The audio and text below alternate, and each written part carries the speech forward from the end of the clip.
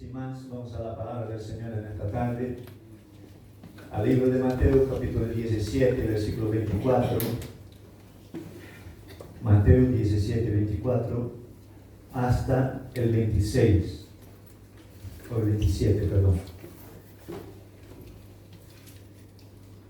Dice así la palabra del Señor, si quieres acompañarme. Mateo 17, 24. Cuando llegaron a Capernaum, vinieron a Pedro los que cobraban las 2 dracmas y le dijeron: ¿vuestro maestro no paga las 2 dracmas? Él dijo: sí. Y al entrar en casa, Jesús le habló primero, diciendo: ¿qué te parece, Simón? ¿Los reyes de la tierra de quién cobran los tributos y los impuestos? ¿De sus hijos o de los extraños? Pedro le respondió: de los extraños. Jesús le dijo: luego los hijos están exentos. Sin embargo, para no ofenderles, ve al mar y échalo al suelo, y el primer pez que saques, tómalo, y al abrirle la boca hallarás un estatero.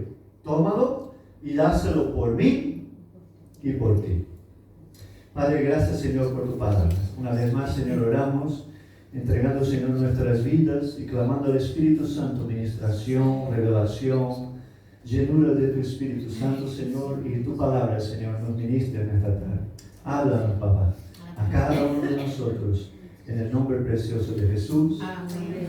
Amén.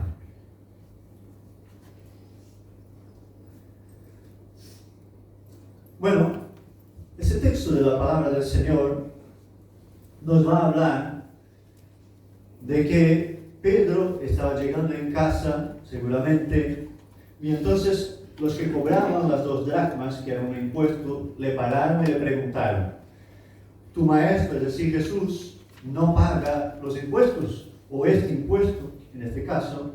Y Pedro contestó que sí, porque sabía que Jesús lo hacía todo bien. Y entonces Pedro va, seguramente, pensando ya, como le iba a explicar a Jesús, que le habían parado por el tema de esas 2 dracmas. Y Pedro entra en la casa, y antes que Pedro dijera nada, ya Jesús le pregunta sobre el tema de los reyes de la tierra, que ellos no cobran impuestos de sus hijos, sino de los extraños. Entonces, aquí vemos claramente de que Jesús, antes que Pedro entre en nada, Jesús ya había entrado en el tema y ya estaba ministrando el corazón de Pedro en esta situación. Vemos que nada más entrar pregunta: ¿se cobran de los hijos o de los extraños? Porque los hijos están exentos, lo está explicando Jesús. Y Jesús, como es el Rey de Reyes, y desde David, según la promesa que hizo Saúl, y sus descendientes no tenían que pagar impuestos, y Jesús era uno de ellos. Por tanto, ni por el lado de la carne, ni por el lado del espíritu, Jesús tenía que pagar las 2 dracmas. Porque las 2 dracmas no eran un impuesto del Imperio Romano. Las 2 dracmas eran un impuesto religioso. Está en Éxodo capítulo 30, versículo 13. Cada uno de los censados deberá pagar como ofrenda al Señor 6 gramos de plata, que es la mitad de la tasación oficial del santuario. Es decir, era un impuesto religioso. Y un estatero, que era la joya que iba a encontrar Pedro en la boca del pez, equivalía a 12 gramos. 6 gramos por Jesús y 6 gramos de plata por Pedro. Y así pagar el impuesto religioso que se cita aquí en ese texto. Entonces, primeramente nosotros tenemos que imaginar la situación de que Pedro entra. Pedro está ya en su mente buscando una solución para pagar la deuda del impuesto. Y seguramente había pensado: voy a hablar con Judas, que es el que lleva el tema de la economía, que nos dé el dinero para pagar el impuesto de Jesús sobre las 2 dracmas. Y antes que Pedro dijera nada, Jesús ya le hace preguntas hablando: mira, yo no tengo que pagar este impuesto. Pero dice el versículo 27, sin embargo, para no ofenderles, nosotros lo vamos a pagar. Y ahí no podría Jesús simplemente decir, mira, coge aquí Pedro el dinero, ve y paga el impuesto por ti y por mí. Pero entonces Jesús no hace eso, sino que le dice a Pedro, ve, coge el anzuelo y el primer pez que tú saques del agua encontrarás en su boca una joya, y con esta joya o con esta moneda vas a pagar el impuesto por ti y por mí. Entonces, aquí vemos dos cosas interesantes. La primera es la siguiente, de que esta no era la primera vez que Jesús probaba a Pedro en lo que él más conocía, que era la pesca. Si nosotros nos recordemos un poquito más atrás, vamos a ver que cuando Pedro conoce a Jesús, entonces Jesús pide subir a su barca para predicar el evangelio en la playa. Y una vez que está predicando el evangelio ahí en la playa, después Pedro había pescado toda la noche, no había cogido absolutamente nada. Jesús le dice, boga mar adentro y lanza la red. Y entonces ellos viven el gran milagro. Una vez más Jesús le está diciendo a Pedro que no todas las situaciones de nuestra vida tienen una solución carnal o terrenal. Y Jesús tiene cosas extraordinarias para que tú y yo podamos vivirlas. A veces nosotros creemos que las soluciones de las situaciones de la vida son solamente terrenales, carnales de este mundo.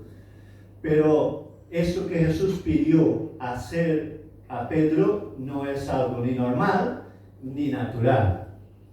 Porque una cosa asombra es la obediencia, que Pedro no cuestiona a Jesús en ningún momento, simplemente coge, va, dice el texto después, si quieres seguir leyéndolo en casa, él va, coge el anzuelo, va a pescar, coge el pez, coge la joya y paga el impuesto. Pero, ¿y qué puso dentro de la boca del pez? La moneda o la joya o el estatero que era para pagar la deuda de los dos. ¿Y por qué Jesús le dice eso? ¿Por qué? A veces nosotros podemos mirar este texto y decir, ¿por qué Jesús busca una solución tan complicada para algo que era relativamente sencillo? Porque aquí Jesús no está preocupado en pagar los 12 gramos de plata. Él es dueño, dice la Biblia, de todo oro y de toda plata. Él está preocupado con la vida de Pedro. Él está preocupado con el apóstol que después va a ser un gran siervo suyo. Él está preocupado con el futuro de sus discípulos. Él está preocupado con el reino. Y por eso Jesús nunca perdía oportunidad de enseñar a sus discípulos todo lo que ellos tenían que aprender. Y una de las cosas que está enseñando justamente a Pedro y a los discípulos en esta situación es la siguiente. Y nos está enseñando a ti y a mí en esta tarde. Y es que no todas las cosas que nosotros vivimos tienen una respuesta en las cosas ordinarias, sino que a veces nosotros tenemos que esperar de Dios una respuesta extraordinaria. Es decir, una respuesta sobrenatural. Pero quiero decir una cosa, si nosotros, todas las veces que tenemos una situación en nuestra vida, que puede ser una dificultad, puede ser un problema, sea lo que sea, siempre esperamos respuestas desde nuestra propia fuerza, desde nuestro entendimiento, desde nuestro pensamiento, nosotros nunca vamos a vivir cosas extraordinarias. Porque lo extraordinario de Dios, nosotros solo podemos vivir si nosotros esperamos en Él. Si todas las veces que tú y yo vivimos situaciones difíciles, salimos corriendo a buscar una solución a nuestra manera, Dios no va a intervenir, va a dejar que lo hagamos y encontremos nuestra solución. Pero en este texto, Jesús está enseñando de que algo que ni tenía que hacerlo, que era pagar los impuestos, porque era rey y porque era descendiente de David, pero él dice, sin embargo, nosotros lo vamos a pagar para no ofender a nadie. Y principalmente porque era algo relacionado con la ley y quería cumplir la ley. Entonces, nosotros si queremos vivir algo extraordinario, tenemos que aprender algunas cosas. Y es el hecho de que Jesús pide de cada uno de nosotros obediencia. Una de las cosas que caracteriza a Pedro, tanto en la situación de la red como en la situación del anzuelo, es el hecho de que Pedro en el primer momento dice lo siguiente: bueno, Señor, sobre tu palabra lanzaré la red.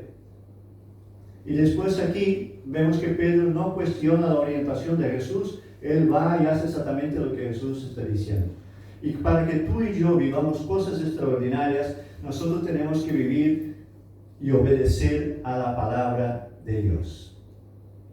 Y no vale, hermanos, una obediencia parcial. Para Dios solo vale una obediencia incondicional. Yo quiero decirte una cosa, hermano, que cuando yo empecé a caminar con el Señor, empecé a aprender de la palabra del Señor, yo tuve muchas dificultades. Porque yo soy electricista de profesión. Y en la electricidad, uno aprende algo muy importante desde el primer momento. El cable o te da calambre o no te da calambre. No hay un término medio. O sí o no.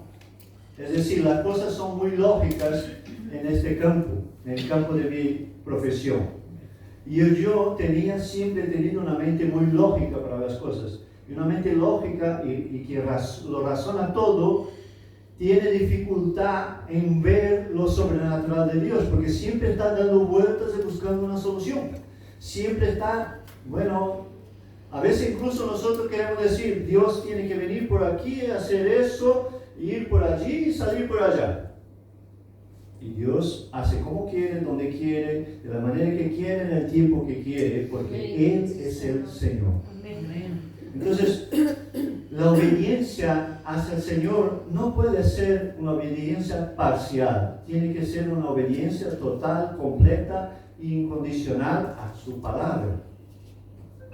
Porque si nosotros queremos vivir cosas extraordinarias en el Señor, nosotros necesitamos aprender de Él. Pedro simplemente obedece y entonces coge el pez. Y intenta imaginarlo conmigo, Pedro sacando el pez del agua, el primer que coge, ¿no?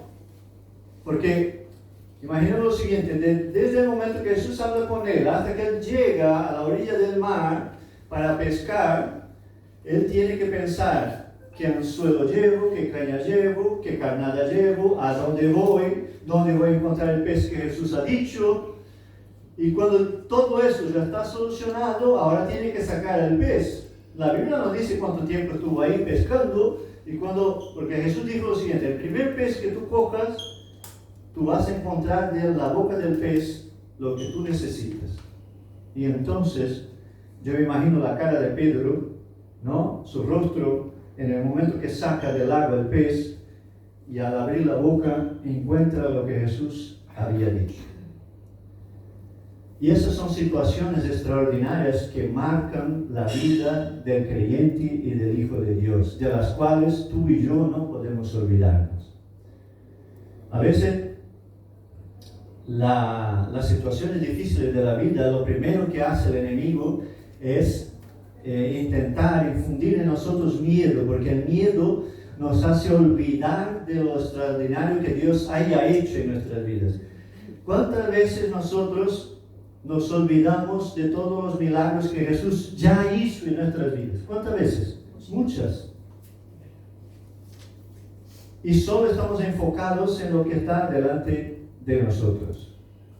Y la Biblia, cuando habla de hombres de fe del Antiguo Testamento, no habla de cosas naturales.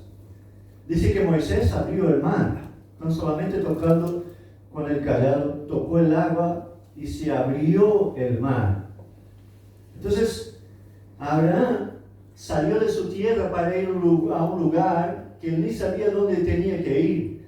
A Josué le dijo que tenía que dar 7 vueltas y las murallas iban a caer solas. No estamos hablando de cosas ordinarias, no estamos hablando de cosas naturales, estamos hablando de cosas sobrenaturales.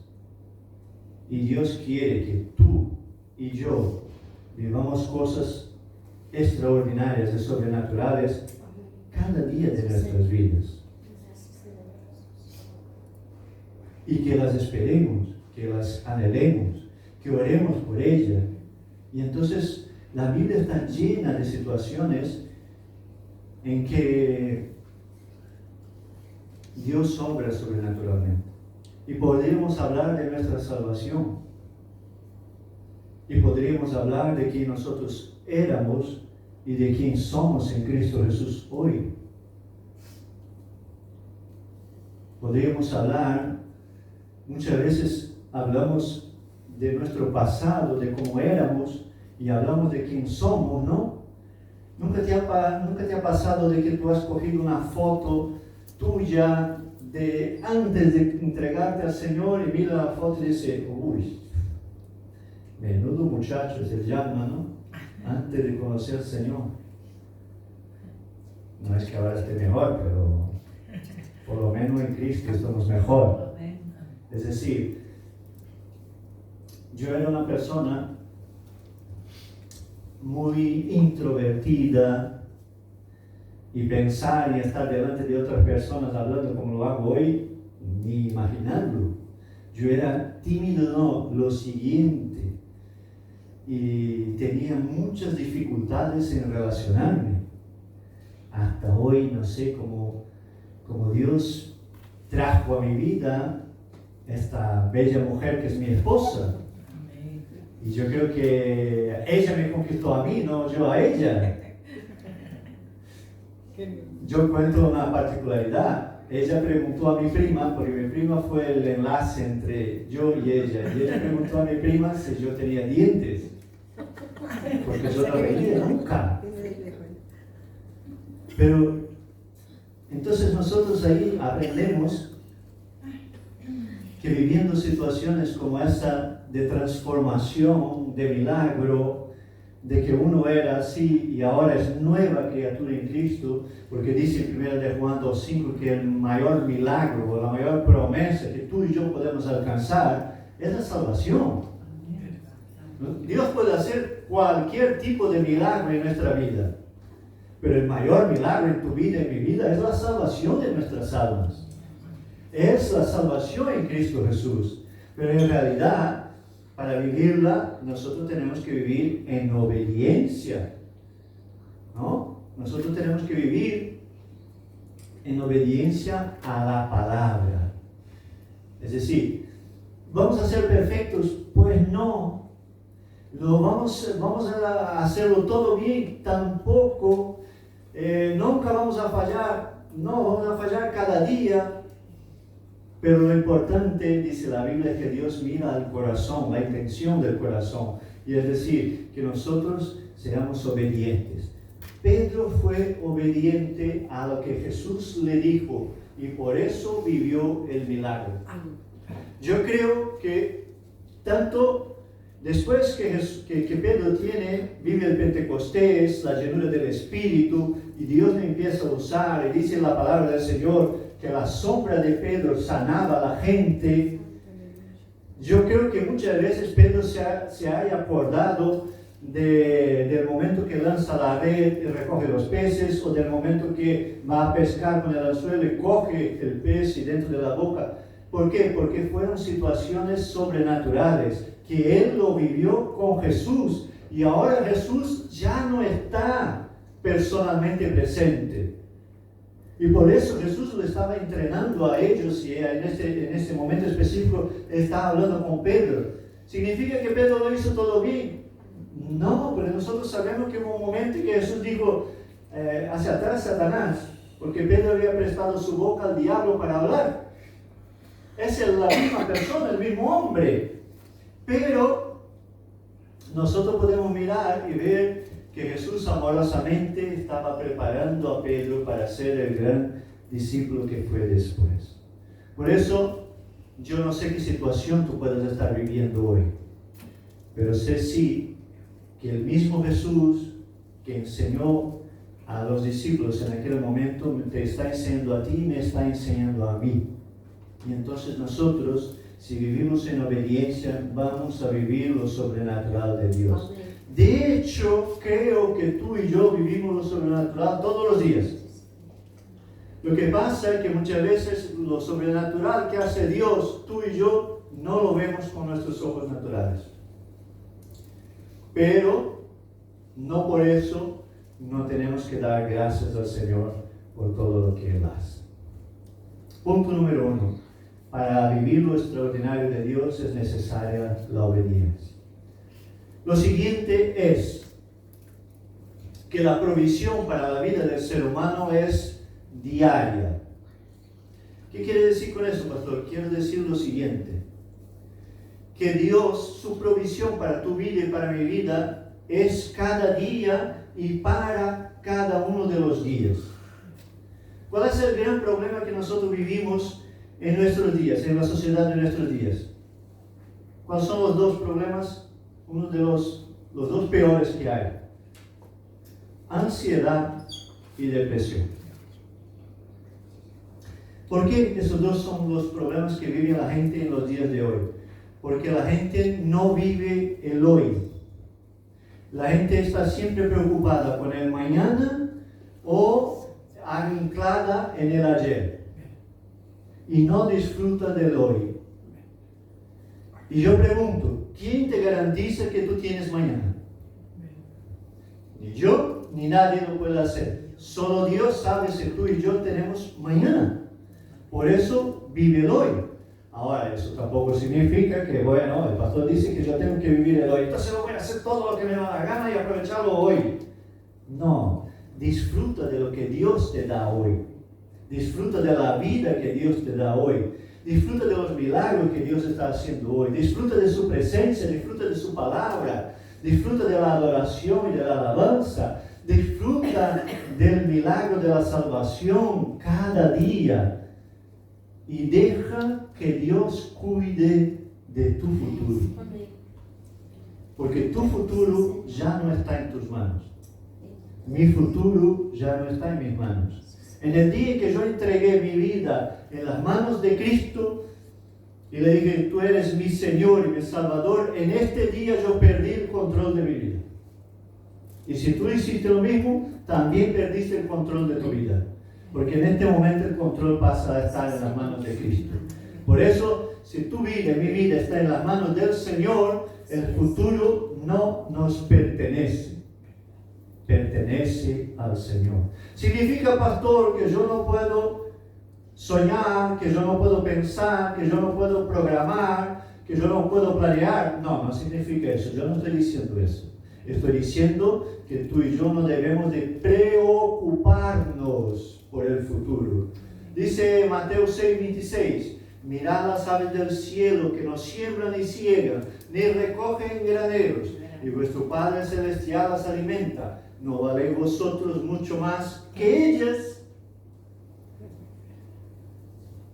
Si nosotros miramos el panorama que vivimos en nuestros días, hay situaciones que pueden preocuparnos o que nosotros podemos estar pensando en ellas. Pero eso no puede quitarnos la paz. Porque si mi corazón y mi alma descansan en el control del Señor, yo no puedo vivir en ansiedad. Y aquí quiero dejar una receta espiritual. ¿Receta espiritual, pastor? Bueno, me explico. Yo he vivido la ansiedad, y mucho, no poco. Y la ansiedad es exceso de futuro. ¿Cómo exceso de futuro, pastor? Es que mi mente no vive el presente. Está siempre a qué va a pasar y entra en una dinámica de sufrimiento y el alma sufre todo el tiempo. Pero en Filipenses, capítulo 4, voy a leer el versículo de número 7. Y la paz de Dios, que sobrepasa todo entendimiento, guardará vuestros corazones y vuestros pensamientos en Cristo Jesús. No, simplemente no decía, mira, vosotros recogéis el lunes el maná y tenéis para toda la semana. No, ellos tenían que recoger el maná todos los días. Todos los días tenían que recoger el maná. Y se recogían y lo guardaban, se estropeaba. ¿Por qué? porque Dios está hablando de provisión diaria, provisión para hoy. Cuando la provisión de Dios es para hoy, es diaria, significa que Dios sigue deseando tener una relación personal con el ser humano cada día.